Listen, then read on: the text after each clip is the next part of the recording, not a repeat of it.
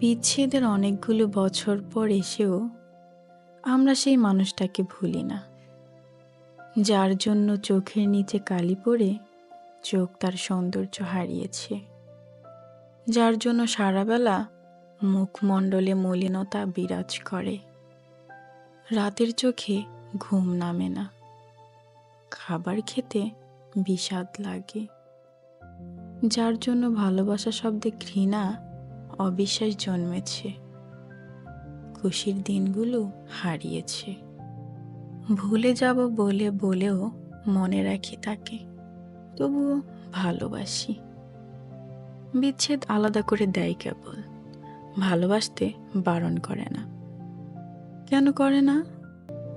করলে তো ছেড়ে যাওয়া ভালোবাসা ভুলে ভালো থাকা যেত।